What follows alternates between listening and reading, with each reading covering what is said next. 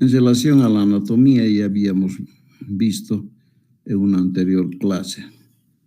Tal vez a grosso modo recordar que tiene la glándula tiroides una irrigación por las arterias tiroidea superior, que es rama de la carótida externa, la tiroidea inferior, rama del tronco tirocervical, sus venas, las tiroideas superior, media e inferior, que van a drenar a la yugular interna y al tronco brachiocefálico.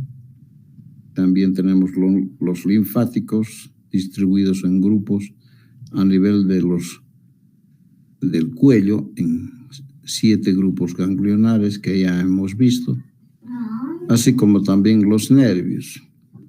Entre estos tenemos los nervios laríngeos recurrentes, que son ramas del vago, y que van a penetrar en la laringe por la articulación cricotiroidea y van a proporcionar una inervación motora a los músculos laríngeos. Así como también el nervio laríngeo superior con ramas interna y externa. La rama que vemos en las cirugías es la rama externa del laringio superior. La histología ya hemos visto también en la clase anterior. Yendo al tema específicamente, entonces, iniciamos con la epidemiología del cáncer de tiroides. Esta representa el 1% de todas las neoplasias, el 90% de los cánceres endocrinos y el 0.2% de las muertes por cáncer.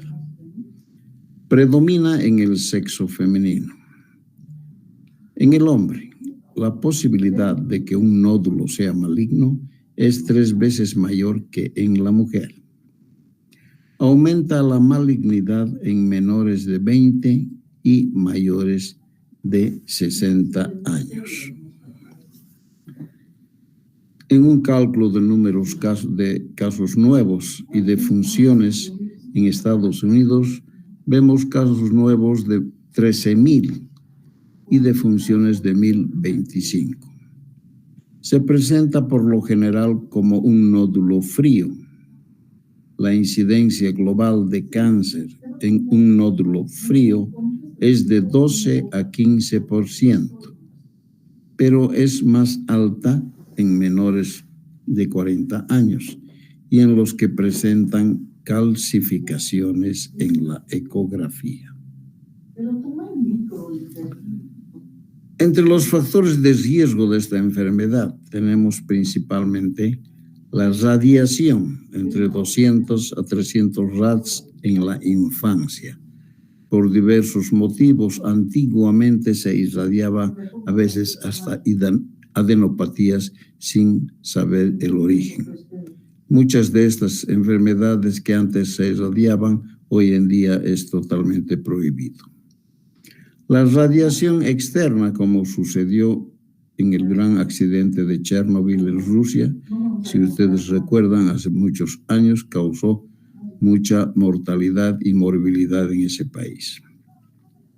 También es importante el déficit de yodo en zona endémica. Podemos considerar a nuestra región zona endémica.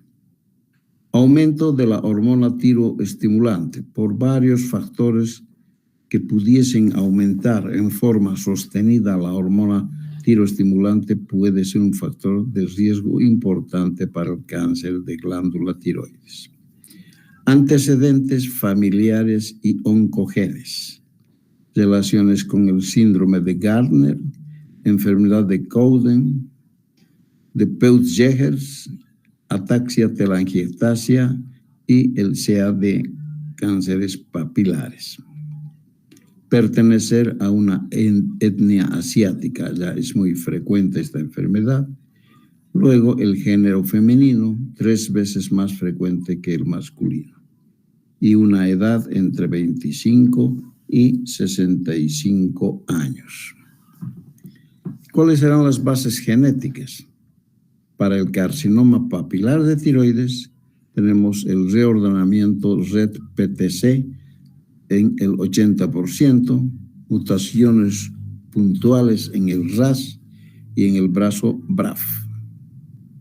Para el carcinoma folicular de tiroides se tienen los reordenamientos del PAX8 PPAR en el 30%, mutaciones puntuales en el RAS en el 40%, carcinomas medulares con transmisión hereditaria autosómica dominante familiar, como lo es el síndrome de neoplasia endocrina múltiple tipo 2A y tipo 2B. Luego, para el carcinoma anaplásico, tenemos mutaciones en el P53. Y finalmente, para el carcinoma medular de tiroides, tenemos mutaciones puntuales en el RET. Clasificación. El carcinoma de la glándula tiroides, entonces, va a tener una clasificación que primero nos habla de cánceres de tipo diferenciado. Entre estos tenemos el papilar, el folicular y el carcinoma de células de Hartle. Luego tenemos el cáncer medular, el cáncer anaplásico o también llamado indiferenciado, luego los linfomas y entre otros tenemos el carcinoma epidermoide y el de tipo sarcomatoso, muy raros. Estos son tumores primarios de tiroides y luego hablamos de los metastásicos que pueden venir de diferentes tumores como ser de pulmón, riñón, mama o melanoma.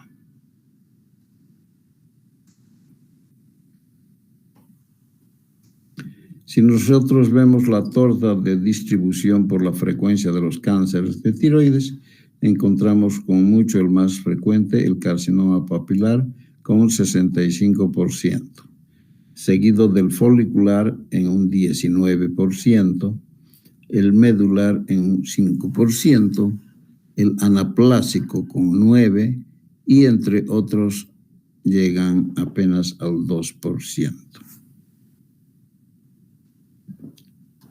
Bien, entre los cánceres entonces diferenciados, habíamos dicho, el papilar. Este carcinoma papilar con mucho representa el más frecuente, entre el 60 a 70% de los cánceres de tiroides. Predomina entre los 30 a 40 años. La relación mujer-hombre es de 3 a 1.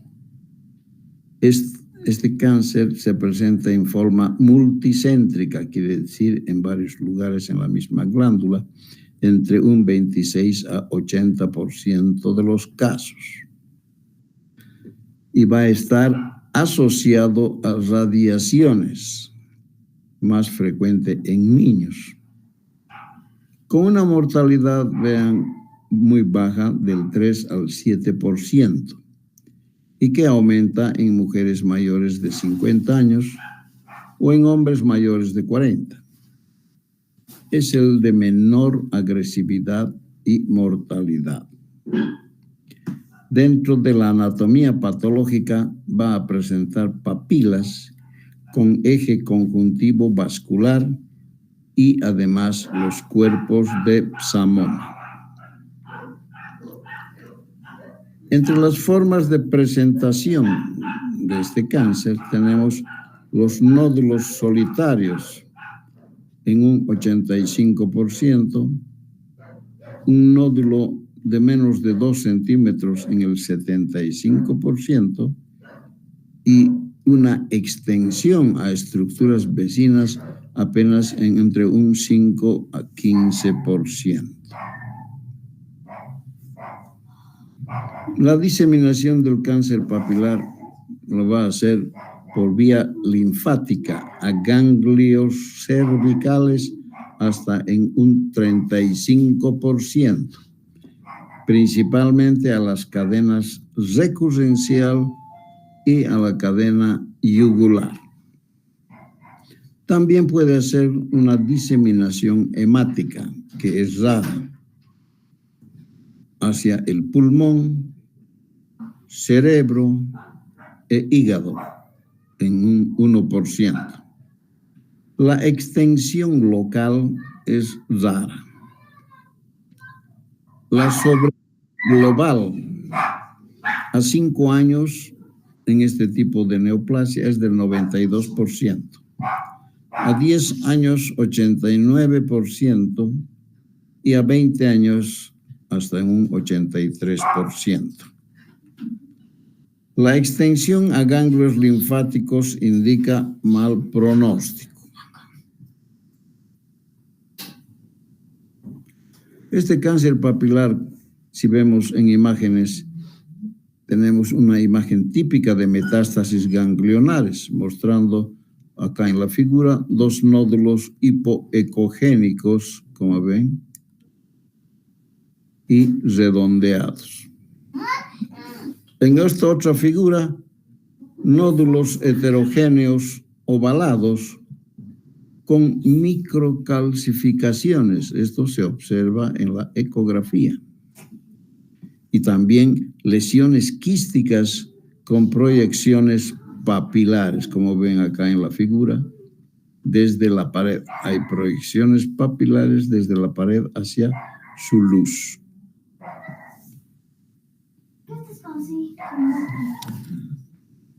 En relación al cáncer folicular, es otro tumor bien diferenciado. Representa entre el 15 al 20% de los cánceres de tiroides. Predomina entre los 20 y 30 años. La relación mujer-hombre es de 3.5 a 1. También es multicéntrico en un 15% de los casos. Está asociado a bocio endémico. Su malignidad va a depender de la invasión, tanto capsular y o vascular. La diseminación hemática a pulmón, hueso, cerebro y también hacia el hígado. Es un tumor de peor pronóstico que el anterior, o sea, que el papilar, por su alta tasa de recidivas. La sobrevida global a 5 años es del 85%, a 10 años 80% y a 20 años el 76%. Si vemos en las figuras de la anatomía patológica, vemos los folículos que están tapizados por células con atípias, sin coloide libre.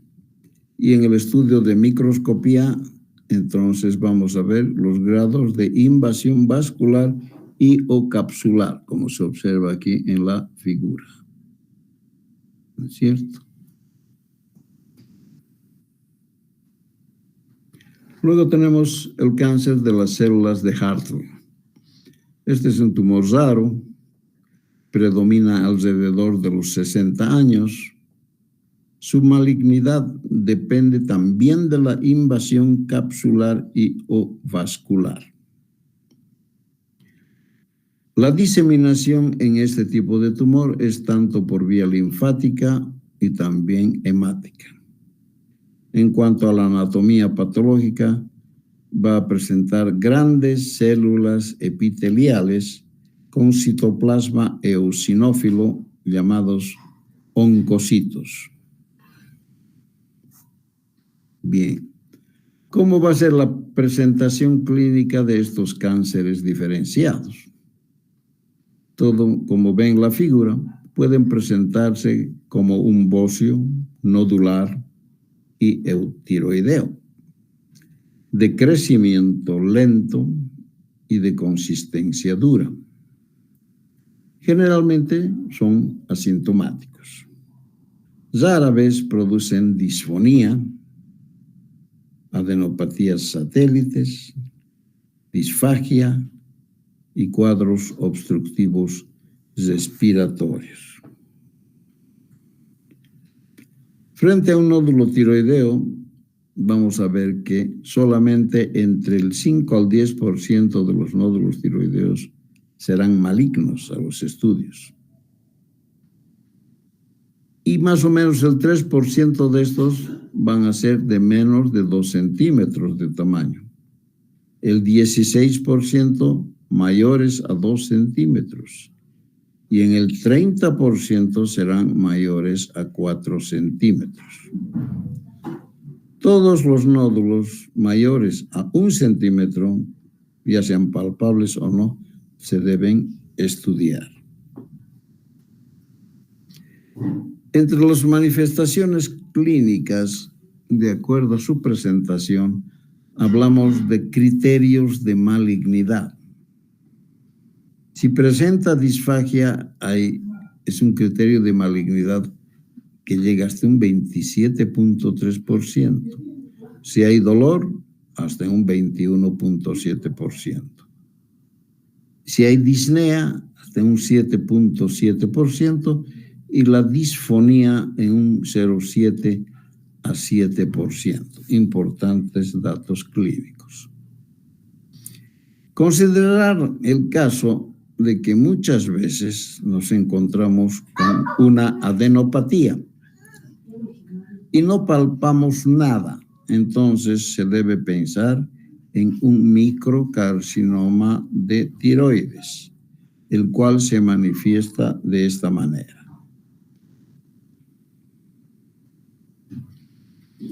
Pasando al cáncer medular. Este se origina en las células parafoliculares secretoras de calcitonina y que corresponden al sistema APUD. Es un tumor neuroendocrino, como ya habíamos visto en la clase anterior. Representan el 5 al 10% de los cánceres de tiroides, sin predilección por ningún sexo. Generalmente son lesiones bilaterales. Es más agresivo que los tumores diferenciados, pero menos que el anaplásico. La diseminación puede ser también por vía linfática y hemática, y por esta última vía puede llegar al pulmón, al hueso o al hígado. ¿Cuáles serán las formas de presentación clínica? Puede ser como un bocio nodular eutiroideo y de crecimiento lento, generalmente asintomático. Presenta una alta frecuencia de metástasis cervicales, acompañándose de disfonía. También diarrea acuosa en el 30%, rash cutáneo en el 10%, y acompañándose con síndrome de Cushing por producción de hormona adrenocorticotropina ectópica, aunque esto es bastante raro. El cáncer medular, entonces, de la glándula tiroides se clasifica en esporádico hasta en un 80% y más frecuente a la cuarta década de la vida, o puede ser de tipo familiar hasta en un 20%, presentándose en la segunda y tercera décadas de la vida. Y puede estar asociado a los síndromes de neoplasia endocrina múltiple de tipo 2A y de tipo 2B. Si está asociado al síndrome de neoplasia endocrina de tipo 2A, el cáncer medular entonces se presentará en forma conjunta con el feocromocitoma y con el adenoma paratiroideo. Si se relaciona con el síndrome de neoplasia endocrina tipo 2B, el cáncer feocromocitoma con los neuromas cutáneos múltiples y va a presentar un hábito marfanoide, individuos largos, flacos y con miembros también bastante prolongados.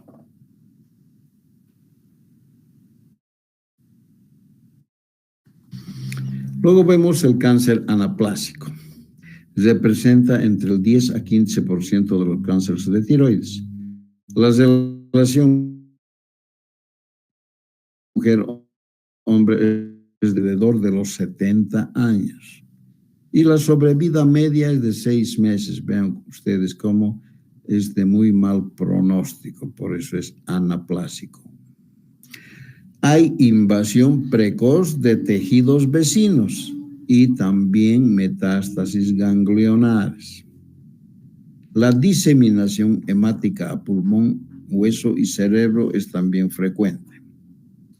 Las lesiones precursoras del cáncer anaplásico de glándula tiroides son el bocio multinodular hasta en un 30%, ven ustedes. Y también el carcinoma diferenciado en un 23 hasta 90%. Entonces, el cáncer diferenciado puede recurrir y transformarse en un carcinoma anaplásico hasta en estos porcentajes importantes.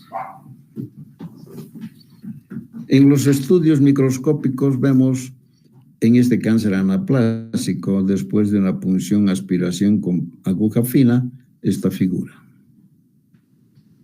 Y cuando tenemos una biopsia a cielo abierto, se presentará de esta manera. En esta anatomía patológica, entonces, vamos a presentarle como células gigantes, fusiformes o mixtas, con inclusiones de tejido fibroso. Siempre con el cáncer anaplásico vemos en la clínica que puede presentarse como un bocio de rápido crecimiento, o sea, una masa tiroidea de rápido crecimiento, duro, pétreo a la palpación y con síntomas compresivos como tos, disnea, disfonía, disfagia y dolor con importante deterioro del estado general. Eso es por la rápida diseminación de la enfermedad, primero a todos los órganos vecinos y después a distancia. Vean acá cómo se ve, esta ya es una adenopatía. Paciente con 70 años con síntomas de obstrucción de la vía aérea, ven ustedes. Y más de 2 meses de evolución. Está fija y dura y que comienza a erosionar la piel, ¿no? Carcinoma anaplásico. Luego tenemos los linfomas. Representan entre el 2 al 4% de los cánceres de la glándula tiroides, con leve predominio en el sexo femenino y en mayores de 55 años. Se asocia a tiroiditis de Hashimoto, infiltración a estructuras vecinas, diseminación hemática y linfática a ganglios cervicales y forma parte de la linfoma no Hodgkin de células B y también las de tipo MALST. En un estudio de anatomía patológica vamos a ver de esta manera. Esta es una figura de después de una punción aspiración con aguja fina y biopsia a cielo abierto. En la anatomía patológica encontramos linfocitos de núcleos grandes y citoplasma escaso. Estos linfomas, entonces, en este caso es una mujer de 81 años con agrandamiento tiroideo reciente. Había tenido un bocio desde los 40 años y recibido tratamiento hormonal para inhibir el crecimiento glandular. 4 meses antes desarrolló un agrandamiento indoloro y progresivo con disfagia. En esta clínica vemos un agrandamiento rápido y difuso de toda la glándula con adenopatía cervical en el 50% de los casos. Síntomas compresivos, disfonía, hipotiroidismo en el 30% de los casos y síndrome de la vena cava superior en el 15%. Este síndrome es una urgencia médica. A veces aparece el paciente porque el tumor ha obstruido la vena cava superior. Entonces la sangre se retiene en la cabeza y en la cara, no pudiendo vaciar, y de esta manera llega el paciente con gran dificultad respiratoria, edema de la cara y coloración de color vino de la cara, con mucha dificultad respiratoria. En estos casos, el tratamiento inmediato es la radiación de la masa tumoral para que pueda disminuir el volumen y disminuir esa compresión hacia la vena cava superior. Es una urgencia médica. Bien, ahora vamos a pasar al diagnóstico.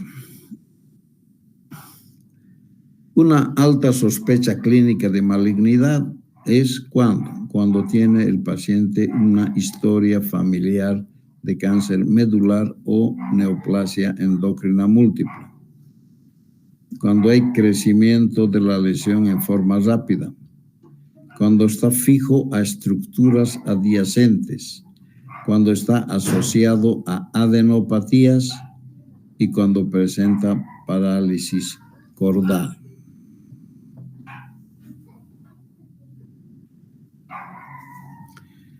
¿Cuándo va a haber moderada sospecha clínica de malignidad? En pacientes con una edad de menos de 20 o más de 70 años. Hasta 50% de estos casos son malignos. Sexo masculino, tamaño de más de 4 centímetros.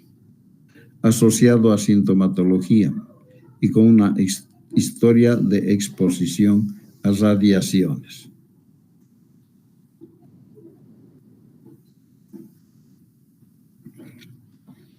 Siguiendo con el examen físico, realizamos un examen de diagnóstico, realizamos un examen físico y debemos evaluar la movilidad de la lesión, la adenopatía asociada, la consistencia de la lesión, si hay o no parálisis de cuerdas vocales y el tamaño de la lesión. Además que en el laboratorio tenemos que solicitar el dosaje de hormonas T3, T4, así como de la hormona tiroestimulante. Tiroglobulina, calcitonina, anticuerpos antitiroglobulina. Pero no va a distinguirse en estos casos la benignidad o malignidad. Y luego se debe realizar la punción aspiración con aguja fina.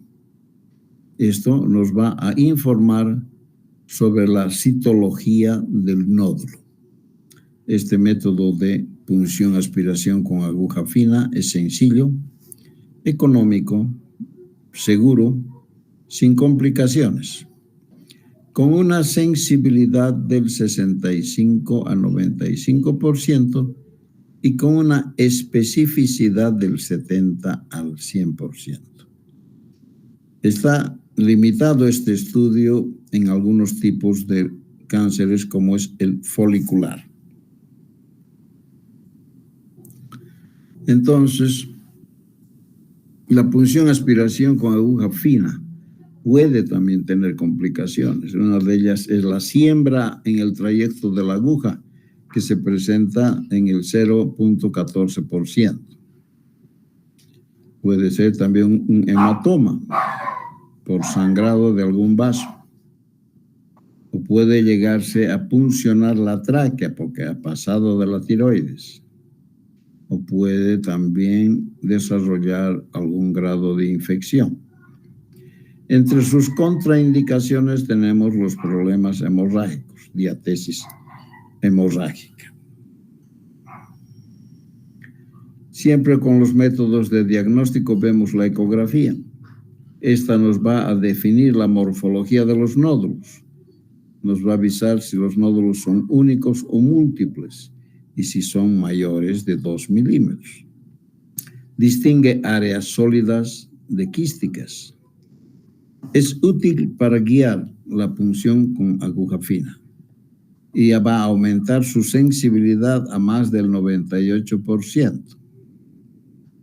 No determina malignidad ni benignidad.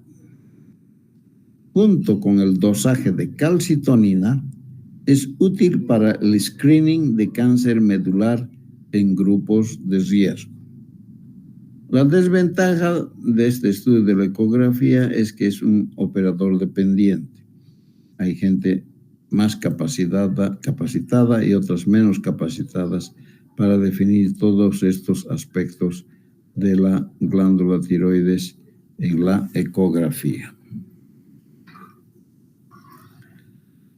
Entonces, a través de esta ecografía hay características sonográficas de malignidad en los nódulos, y va a tener una sensibilidad del 18.2% y una especificidad del 88%. Cuando el nódulo es sólido, es hipoecogénico, cuando presenta microcalcificaciones y también cuando hay hipervascularidad. Este estudio, cuando se realiza a nivel de un ganglio, también nos va a mostrar una sensibilidad entre el 52 a 77% y una especificidad del 93 a 95%. ¿Qué vamos a ver en el ganglio? Tamaño, posición del hilio y si son redondos.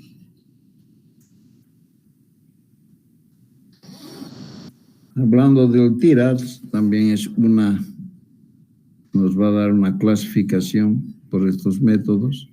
El TIRADS 1, una tiroides normal, sin lesiones. TIRADS 2, lesiones, nódulos benignos, con patrón notoriamente benigno, 0% de riesgo de malignidad. Después el TIRADS 3, nódulos probablemente benignos, menos del 0.5 del riesgo de malignidad. TIRADS 4 se divide en A, B y C. El A, nódulos de identidad incierta en entre el 5 al 10% de riesgo de malignidad. El B, nódulos sospechosos entre el 10 a 50% de riesgo de malignidad. 2 puntos en la escala, el otro, el A, era 1 punto en la escala. Y luego el 4C, nódulos muy sospechosos entre el 50 a 85% de riesgo de malignidad. 3 o 4 puntos en la escala. El TIRADS 5, nódulos probablemente malignos, más del 85% de riesgo de malignidad y 5 o más puntos en la escala. Finalmente, el TIRADS 6, malignidad ya detectada por biopsia o por punción. Entonces, el valor predictivo positivo en los estadios de la clasificación TIRADS, tenemos las categorías, la T1, T2 y T3, 0%, T4 a 9.5%, B 48%, C 85% y la 5 100%. Ese es el valor predictivo o positivo. Siguiendo con los métodos diagnósticos, vemos la cintilografía. Esta va a definir a los nódulos que son funcionantes de los no funcionantes, como ya habíamos visto el día de ayer. Distingue los nódulos en calientes y fríos. Se usa para esto tecnesio 99 o yodo 131. No diferencia malignidad o benignidad. También se utiliza la tomografía axial computarizada y la resonancia nuclear magnética. También de utilidad limitada, y van a evaluar adenopatías satélites cervicales y mediastínicas superiores, además de la invasión a estructuras vecinas. Entonces, es útil para estratificar en pacientes con alta sospecha de neoplasia de glándula tiroides. También se utiliza la radiografía de tórax para evaluar el bocio endotorácico si hubiera y la desviación traqueal.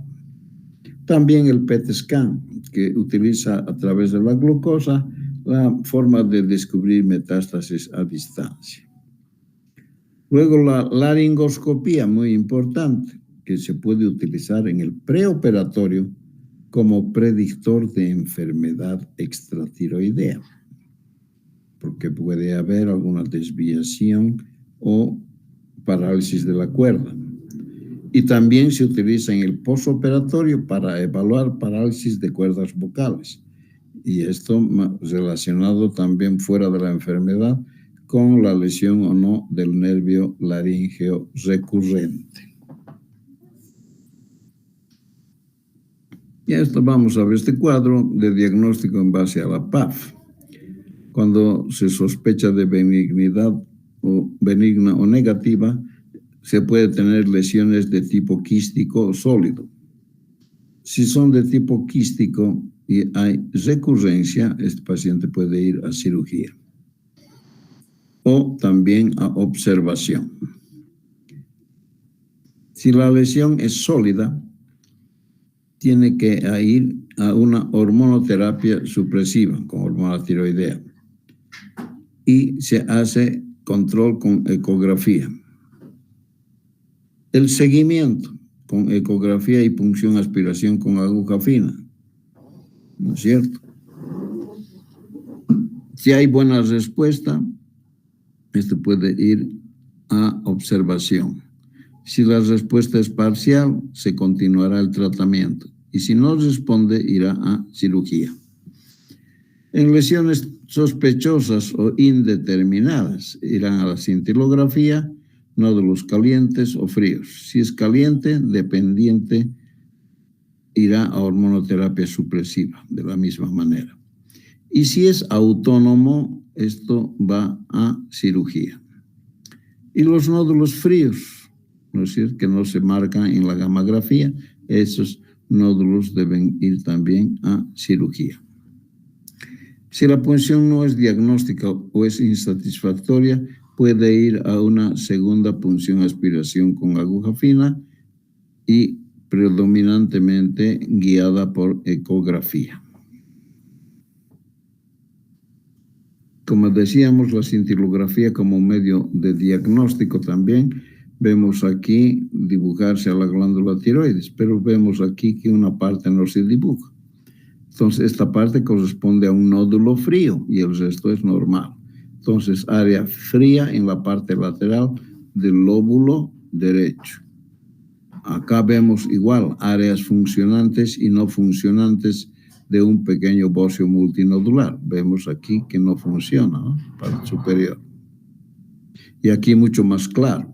Esto sí, consideramos un nódulo frío en el lóbulo derecho inferior y la parte superior está normal y el lóbulo izquierdo está normal. Como habíamos dicho, entonces, la tomografía axial computarizada. Vemos como acá hay presencia de lesión tumoral infiltrando a la tráquea. Hay una invasión de la tráquea por un cáncer recurrente. Y en una radiografía de tórax vemos aquí como hay un bocio subesternal o retroesternal y con tráquea desviada a la izquierda. Importante también, como ven, una radiografía simple de tórax.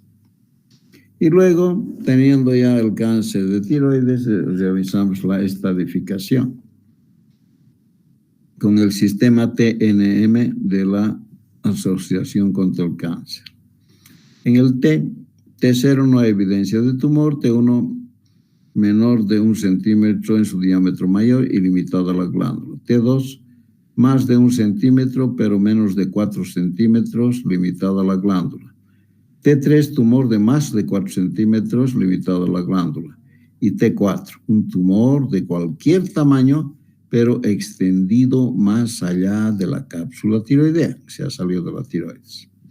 El N nos va a hablar de contaminación ganglionar. NX no hay nada, N0 no hay evidencia de ganglios. N1, presencia de ganglios metastásicos. 1A, metástasis homolaterales, o sea, en el mismo lado donde está el tumor. Y el 1B, metástasis bilaterales en la línea media, contralaterales, cervicales o del mediastino. Y finalmente el M o factor de metástasis. X no hay nada, M0 no hay metástasis y M1 presencia de metástasis a distancia. Hay que especificar si es en pulmón, cerebro, hígado, etcétera, etcétera. Bien, y con eso pasamos a los estadios clínicos del cáncer de tiroides. Primero, el cáncer papilar folicular, tanto el papilar como el folicular, en edades, en menores de 45 años y en mayores de 45 años. Estadio 1 es cualquier tumor en tamaño, cualquier N y M0, suficientes que tenga una edad menor de 45 años. Y si es mayor de 45 años, será un T1, N0 y M0. Estadio 2, cualquier T, cualquier N, pero metástasis a distancia positiva. Y en el otro caso, en mayores de 45 años, será un T2, T3, N0, M0. Un estadio 3, en menos de 45 años no hay, y en mayores de 45 será un T4, N0, M0. O cualquier T, pero con ganglio positivo y M0. Y finalmente el estadio 4, no hay en menores de 45 años y en mayores de 45 cualquier T, cualquier N, pero metástasis a distancia. Ya en el cáncer medular, estadio 1 es un T1, N0, M0, estadio 2, T2, T3 o T4, N0, M0, estadio 3, cualquier tamaño del tumor, pero con ganglio positivo. Y finalmente el estadio 4 presenta cualquier tamaño de tumor, cualquier N, y ya tiene metástasis a distancia. Esa es su característica. Y luego pasamos al tratamiento. La cirugía o el tratamiento del cáncer de tiroides puede ser a través de la cirugía, a través del yodo radioactivo, con supresión con hormona estimulante del tiroides y con la quimioterapia. ¿Cuáles van a ser las indicaciones de la tiroidectomía total? En los carcinomas papilares foliculares, en todos los estadios, excepto en tumores de menos de 1 centímetro y en menores de 45 años, se hará tiroidectomía casi total. En el carcinoma medular, tiroidectomía total. En el carcinoma indiferenciado, tiroidectomía total. Cuando hay extensión extracapsular, tiroidectomía total. Un cáncer mayor de 4 centímetros, tiroidectomía total. Adenopatía cervical contralateral, tiroidectomía total. Metástasis a distancia, ahí se pone en duda. Cáncer localmente invasivo, tiroidectomía total. Y también subtipos de mal pronóstico serán tiroidectomía total.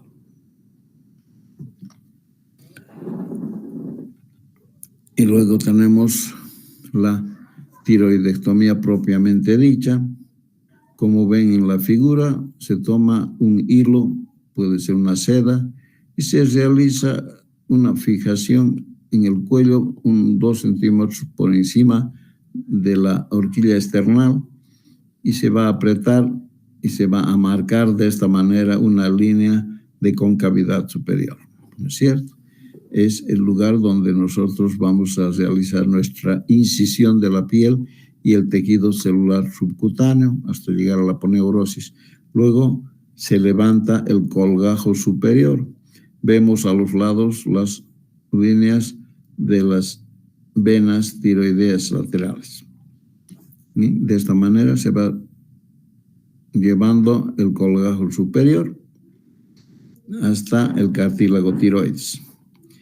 Y luego hacemos lo mismo con el colgajo inferior hasta la horquilla esternal.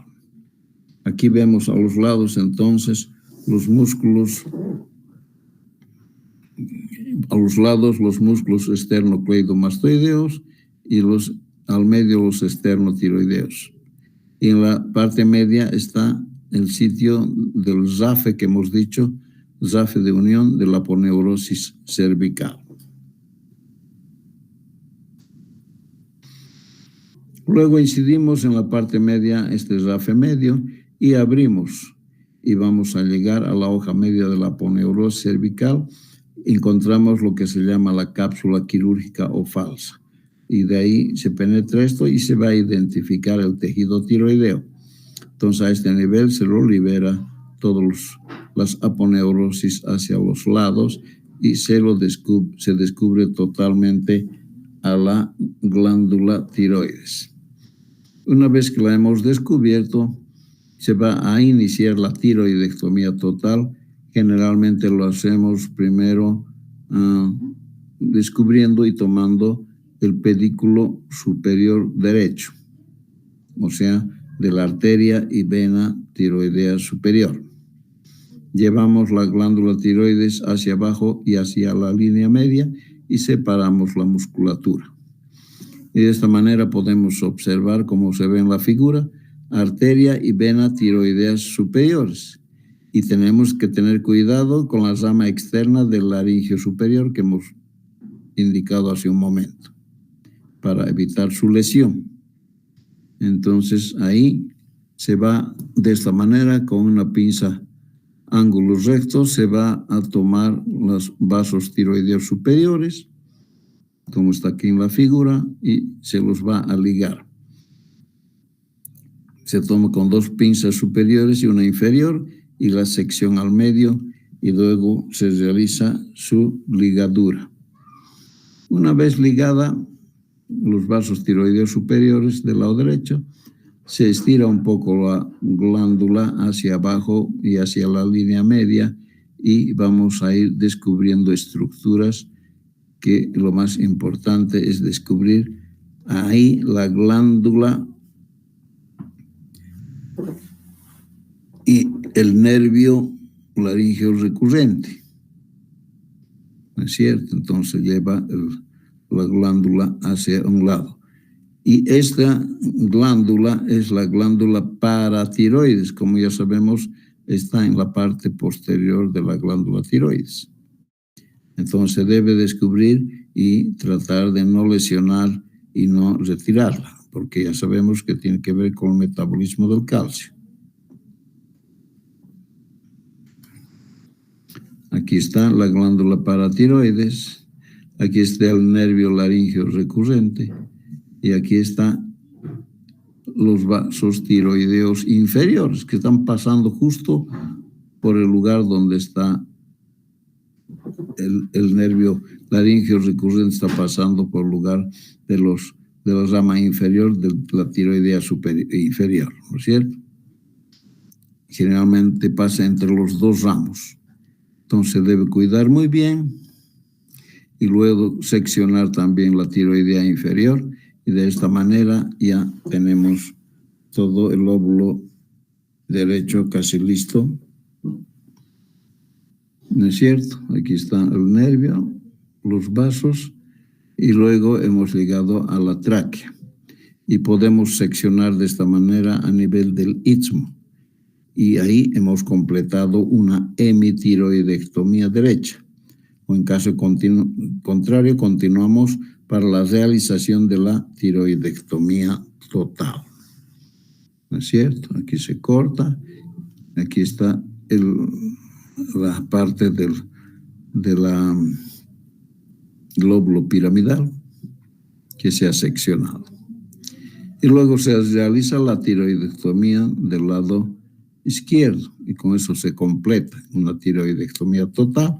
Como se ve aquí, se ha conservado la glándula paratiroides. Deberíamos conservar las 4, ¿no es cierto? Eso es lo ideal, los nervios laringeos ramos externos y el nervio laringeo recurrente en forma bilateral. Luego se hace una hemostasia rigurosa y se deposita un drenaje a succión continua fijado con Hemovac y se sutura el RAFE medio como se había encontrado y se termina la cirugía de esta manera. ¿No es cierto? Entonces, una cirugía interesante. Y con eso el día de hoy estamos concluyendo. Yo creo que nos faltaría una clase más para concluir todo lo programado. Nos falta hablar entonces un poco todavía del manejo del cáncer de tiroides y también la glándula paratiroides, que lo haremos seguramente el día lunes para concluir el temario. Muy bien. ¿Alguna pregunta, jóvenes? Estamos en horario para que asistan a su próxima clase. Si es que la tienen, no sé si tendrán.